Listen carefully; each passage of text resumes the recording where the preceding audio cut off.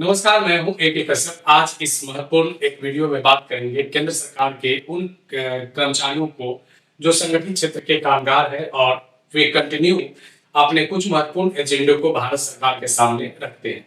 खास करके ये जो डिपार्टमेंट श्रम मंत्रालय के अंतर्गत आता है और इसमें लाखों की संख्या में एम्प्लॉय है जो इस व्यवस्था के साथ वो अपने आप को कंफर्टेबल फील नहीं कर पाते हैं। आज इसको लेकर हम इसलिए चर्चा कर रहे हैं क्योंकि सदन में इससे संबंधित यानी जो ईपीएफओ से संबंधित कुछ बातों को वहां पे लाया गया है, जिसमें मिनिमम पेंशन से संबंधित कुछ आंकड़ों को प्रदर्शित किया गया है। केंद्र सरकार का एक अपना रिपोर्ट जहां सौंपा गया है, दूसरी तरफ कर्मचारी संघों का कुछ महत्वपूर्ण एजेंडों में से एक महत्वपूर्ण जो मांग रहा है, जिसमें से मिनिमम पेंशन वृद्धि को लेकर है। आज इस वीडियो में बात करेंगे कि कर्मचारियों के तर्क और केंद्र सरकार के उस पर देने वाला जो राहत है ये कब से प्रभावी होगा, यह एक महत्वपूर्ण विषय है। लेकिन इसके अलावा जिस तरीके के आंकड़े प्रदर्शित किए गए हैं, इस आंकड़े को जब आप देखेंगे तो आप ये कहने पर विवश हो जाएंगे कि इसमें बदलाव की तत्काल जरूरत है। चलिए, अगर आप संबंधित ईपीएफओ संबंधित कर्मचारी ईपीएफ ईपीएस से जो रिलेटेड है तो आप जरूर इस वीडियो को लास्ट तक देखिएगा। चलिए, सबसे पहले हम जब शुरुआत करते हैं यहाँ पे तो एक महत्वपूर्ण पॉइंट को यहाँ पे देखेंगे। एपीएफ 95 से संबंधित एक 24 जुलाई 2025 को प्रेस इंफॉर्मेशन ब्यूरो का एक यहाँ पे कुछ पॉइंट को देखेंगे, जिसमें ये चर्चा किया गया था कि यहाँ पे जो मांगे थे, डिमांड था, उसको लेकर यहाँ पे प्रेस इंफॉर्मेशन ब्यूरो ने कुछ कंट्रीब्यूशन से लेकर बातों पर चर्चा किया था, जो पहले की ये कुछ महत्वपूर्ण डेटा थे, जिसमें कहा गया था कि इसमें जो अभी जो कटौती होता है उसमें 8.33% के दर से दिया जाता है और सेंट्रल गवर्नमेंट अपने बजटीय सपोर्ट से 1.16% ईपीएस 95 से संबंधित एम्प्लॉय को देता है। अब यहाँ पे इस चीज को राज्यसभा में प्रस्तुत किया गया था, ठीक है, उसके द्वारा राज्यसभा में ये बातों को मेंशन किया गया था, जिसमें एम्प्लॉयर का कंट्रीब्यूशन था और ये कुछ महत्वपूर्ण बातों पर चर्चा किया गया था कि यहाँ पे various stock holder including trade unions and public representative जो डिमांड कर रहे हैं, यानी जो स्टॉक होल्डर है, जो पब्लिक रिप्रेजेंटेटिव है, वे लोगों का डिमांड है कि इसमें वृद्धि किया जाए।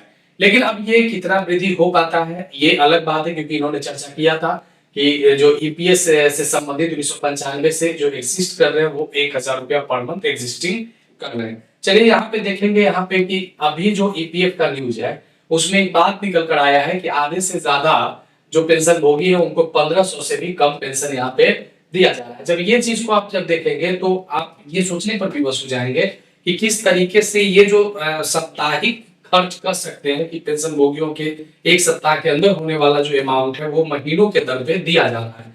अब ये बताइए कि कितना आधे से ज्यादा पेंशन भोगियों को 1500 रुपया से भी कम मासिक पेंशन दिया जा रहा है। इस तरीके की अगर बात करें तो ऐसे तो कुछ राज्य सरकार के भी अगर देखें तो ये सामाजिक पेंशन के जैसा ही दिया जा रहा है। तो कर्मचारी संगठन का एक महत्वपूर्ण समय है जो संगठन में उन्होंने अपने काम खुद किया है और उनका एक जो कटौती किया हुआ पैसा है वहां पे उन्होंने इस आशा के साथ डिडक्ट करवाया गया था, कटौती करवाया गया था ताकि उनको एक बेहतर मासिक पेंशन मिले।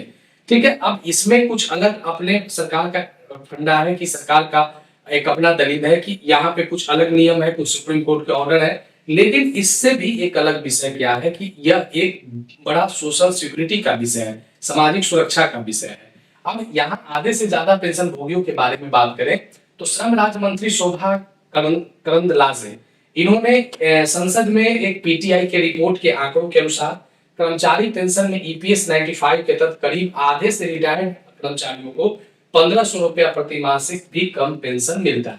आंकड़ों पे अगर आइए तो यहाँ पे आप डाटा देख रहे हैं तो ये 49,15,416 इतने एम्प्लॉय है। अगर बात करें, अगर इसको ओवरऑल करें तो एवं ये 50 लाख के आसपास में जो एम्प्लॉय है उनको भारत में 1500 रुपए से भी कम पेंशन दिया जा रहा है। अब बताइए कि इतनी बड़ी संख्या, इतने बड़े सामाजिक सुरक्षा की जब बात आती है तो ये यहाँ से कैसे अपने सामाजिक सुरक्षा को समान एक अधिकार जो है, जो जीने का अधिकार है, उस अधिकार के तहत ये इस तरीके की व्यवस्था में कैसे इस स्थिति में जी पाते होंगे। इसलिए यहाँ पे एक महत्वपूर्ण विषय पेंशन को लेकर है, ताकि इसमें जो वृद्धि की जो कर्मचारियों की मांग है उसको जल्द से जल्द सरकार को ये चाहिए कि एक महत्वपूर्ण निर्णय ले। अब यहाँ पे देखिए कुछ और आंकड़े पेश किए गए, लगभग 49,15,416 जो 1500 रुपए से भी कम मासिक पेंशन प्राप्त कर रहे हैं।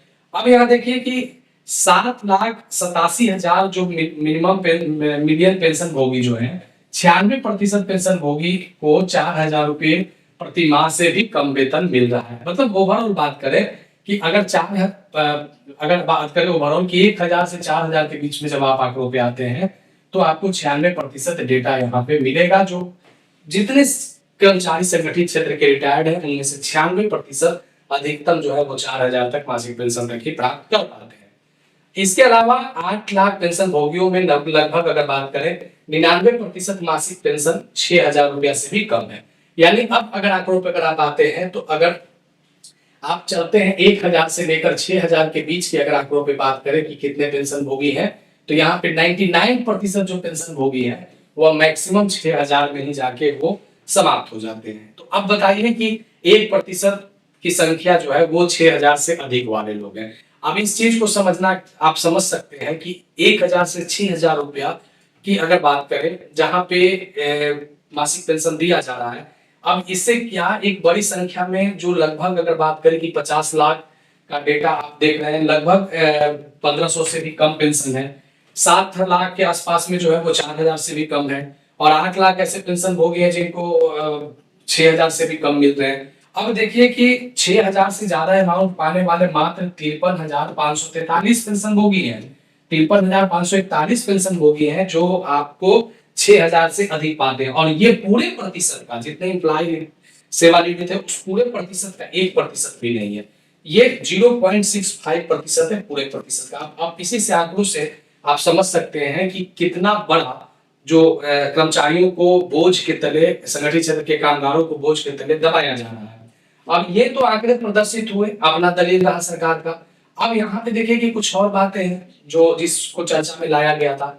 कहा गया कि पेंशन योजना में वितरित कुल राशि 2022-23 में 22,112 करोड़ रुपया से बढ़कर 23-24 में 23,027 करोड़ रुपया हो गया था। इसमें ब्याज और आय पिछले वर्षों की बात करें तो 52,171 करोड़ रुपया से बढ़कर 58,669 करोड़ रुपया हो गया। इसके अलावा ब्याज समेत अन्य इनकम 564 करोड़ रुपया से बढ़कर 864 करोड़ रुपया हो गया।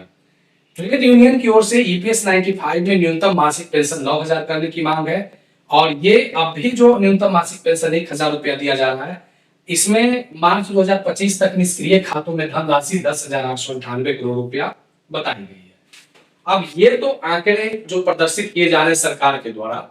अब इस आंकड़ों से कर्मचारियों का एक अपना दलील है कि आप यहाँ पे कौन से आंकड़े को प्रदर्शित कर रहे हैं, लेकिन हम तो यानी जो कर्मचारी हैं जो इतने लंबे वर्षों से काम किए हैं वे तो इस व्यवस्था के साथ नहीं जी सकते हैं कि 1,000 से 6,000 रुपया मासिक पेंशन पे उनको आप दुश्वार जिंदगी जो प्राप्त हो रहा है, तो उनके लिए एक कठिनाई भरा समय है। तो एक महत्वपूर्ण इस टॉपिक को हमने इसलिए उठाया है कि बड़ी संख्या में यहाँ पे एम्प्लॉय हैं और सरकार का जो आंकड़े प्रदर्शित हुए हैं इससे आप कितना संतुष्ट, आने वाले समय में क्या परिवर्तन होगा, यह एक महत्वपूर्ण विषय। वीडियो अच्छा लगा है, आपसे रिलेटेड है तो जरूर लाइक कीजिएगा, सुझाव होगा तो कमेंट में लिखिएगा। नए जुड़े हैं तो चैनल को जरूर सब्सक्राइब करके बेल आइकन को दबा दीजिएगा। मिलेंगे आगे नेक्स्ट वीडियो नेक्स्ट टॉपिक में।